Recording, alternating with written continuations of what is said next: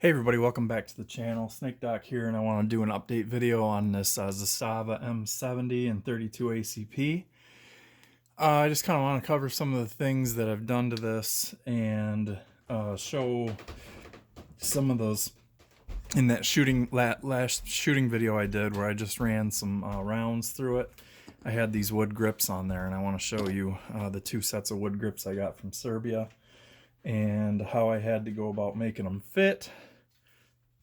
And I want to say, I believe it's pronounced Hvala, and that is thank you in Serbian.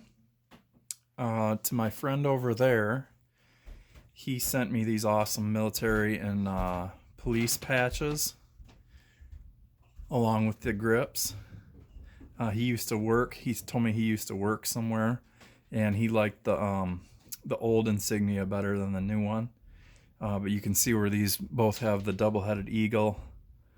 With this one has crisscross, like a musket type pistol, and then this one has swords and the flag. But yeah, those are cool. And then, so what I had to do, I'm just going to show you here. I got a chamber flag in there to show that we're clear. And he also sent me these base plates, and what a difference. He was not kidding. The original is just flat flush, and my pinky would slide down under the gun like this. And now with that on there, it comes down and out, and I can just barely get all three fingers on there, but I really feel locked in with it. So these are awesome. I think they're aluminum. I don't think they're steel. I don't have a magnet nearby, but they real easy to install. You just push up on that little slot right there with a fine screwdriver, and then just slide your base plate off, and then hold your follower down and that retention plate, and then slide the new one on. So that makes a huge difference. He sent me a pair of those. Those are really cool. Let's see, what else? Oh yeah, so the grip fit. So the factory grips are held on with these two different swivel mechanisms, right? This one is your second one that you release, and your first one you grab this tang and slide it over, and then it pivots, and you can see it extends beyond where this would be bumped out to go down into the hole. And then when it pivots over here, it fits on there, and then that's how you can remove them, okay? Well, these are handmade, and which is crazy, like the exterior on these is so good and so smooth, but then like the inside is like very rough chiseling, and this looks like it's homemade here. And the problem that I have with these, there's two of them actually. The first problem is this side of this wing is sitting high. I don't know if you can see that, but it's sitting high, like it's bent up just a little bit. So it locks onto it locks the grip in place okay, but because of that, the magazines stick. And so initially I thought part of the problem was the magazine safety, which is this right here, and this pin, and I took that out. And let me pull the stock grips off here real quick. Pull this chamber flag out. We know we're clear.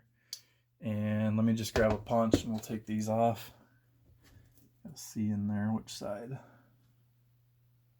Okay, so slide that over. The one side will fall out, and then you just go through the grip well right here and just pivot that other one out, and then that comes out. So here's your factory polymer grips, and then you can see the pivoting mechanisms on those. So all right, so this fits down on there, and it took a lot of fitting. And when I say, okay, so if I slide that over to lock it in place, it's in place right there. But now this magazine, I'm hitting the eject right now, and there it actually dropped out. So it might be the other side that's the problem. So it might be this side. So let's try that. Or it's the fact that when they're both in there together, that's what's causing the issue. So this side, we're going to lock in place. Okay, and let's try that with the mag. So there, it's sticking. That side is not letting it drop free. So what I think that is where it looks like it's a nail that he just peened over. And I'm thinking that is sitting just a hair, like there's a hair too much material there. So I might try just doing some fine filing on that, just a slight amount. See if I can get that down a little bit, because it is, I'm not going to be able to show this on camera, but you're going to have to take my word for it that it is a little bit higher on one side. But anyhow, so let me put these back on, and I want to show you that. So once I got them fitted, that they're still, now there's like it's nothing that I did, because the fitting that I did allowed them to actually go on. But now when they're on there, see, and look at that gap. I don't know if, let's see if we can get a focus here, but there's a pretty significant gap right there, and it's just noisy. Let's see, maybe you can do it this way. There, you can see. But it feels amazing. Like, it really does. It makes a huge difference. It fattens the grip up quite a bit, but it gives you that nice thumb shelf, and then it gives you this area here for your trigger finger to slide into, and they're really super smooth. Now, when he sent me these, they were raw like this set, and all I did on this, I'm not super happy with the way it turned out. I think I'm going to strip it, but I did amber shellac on it, and then I buffed it with steel wool and paste wax. So it looks okay, but it looks splotchy, but I like the color of it. It seems okay. So what I think I'm going to do is I'm going to strip it with some acetone, and then I think I'm going to use some Australian timber oil on it and see how that soaks in. No idea what species of wood this is, guys, so I apologize for that. Now, let's move on to the second set here, and the second set is different in the fact that it's sort of like the SIG P226 original grip, where it goes around the back strap of the gun, and it gives you a bigger palm swell.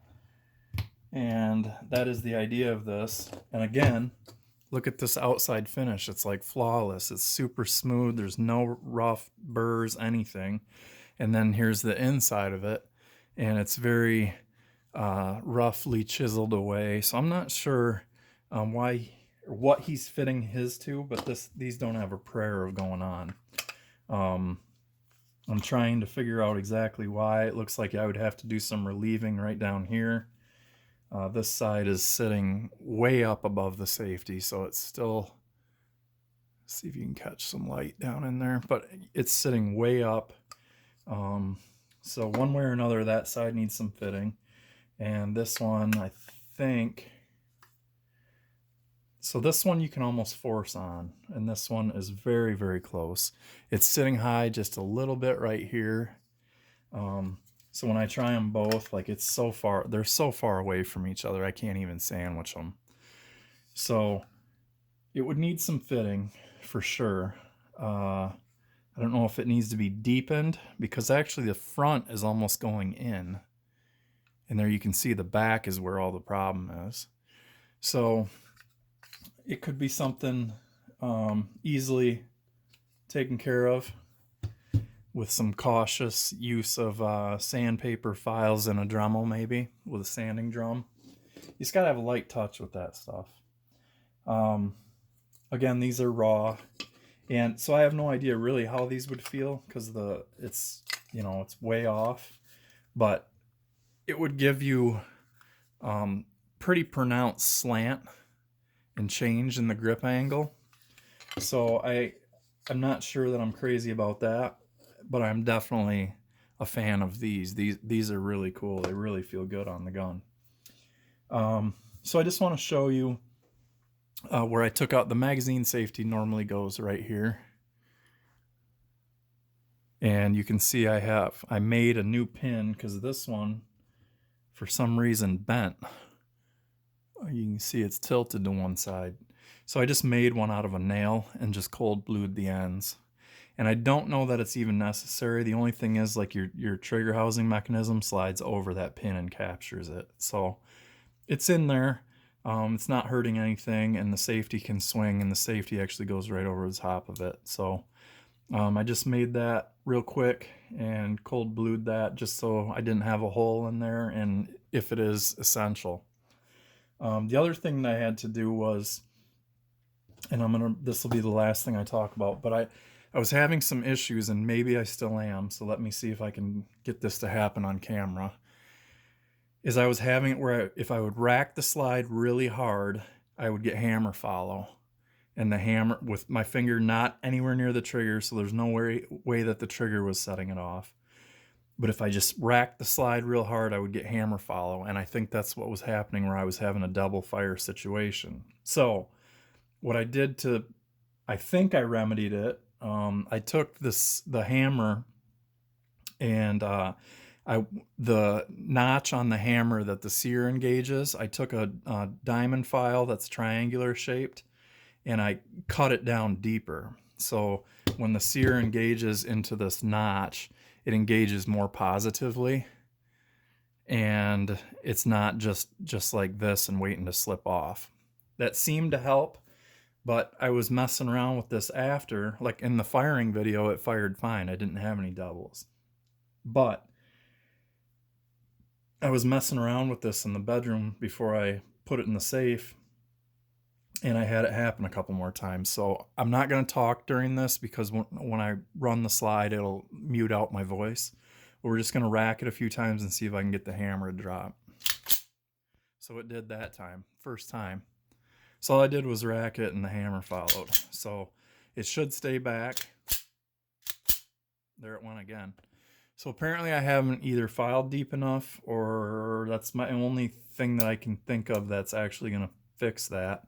I emailed Zastava USA and asked them if I could get a new hammer or a hammer pack, and they didn't respond. So he said that it's very hard. My friend in Serbia said that it's very hard for him to get individual parts, and he would be able to get the hammer pack, but there'd be like crazy amount of fees and stuff if he tried shipping it. That's very hard.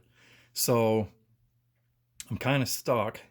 So what I think I'm going to do, and I actually emailed our guns too, who I bought this from, and he didn't respond either. And I said, you sold me a gun in an unsafe condition, blah, blah, blah. Anyhow, it doesn't happen all the time, and it seems to be better since I filed, because before I could do it every time, but it's still doing it. So if you guys could please put something in the comments and tell me what you think. Please only comment if you're familiar with the Tokarev and the Zastava style of hammer group and sear. Don't just tell me I've worked on 1911s, it's this. Okay, this isn't a 1911. So only comment and tell me what to do if you're familiar with these and you know how to fix that problem. So that's what I'm looking for. If I should just keep filing, because the trigger is actually pretty nice. Now that I have the magazine safety out, the magazine safety doesn't really affect the trigger pull, but now I don't have to have my mag in there to do this. So I'll show you. And then reset is there, and you can see the hammer just wiggles just a bit when on the reset goes. So I don't think it's anything with the disconnector. The disconnector, all it does is when the slide goes back, it pushes down the trigger bar to drop back off. So it's not that. If anything, it's the sear engagement to the hammer and that notch. So I don't know. I'm going to keep messing with it though. But it's not like I can find ammo for the thing anyways. It's crazy over here right now. So again, thank you, Milos, very, very much for everything you've done for me. And I appreciate it. If there's anything I can do for you, let me know. And for the rest of you guys, thanks for watching, and always shoot safe.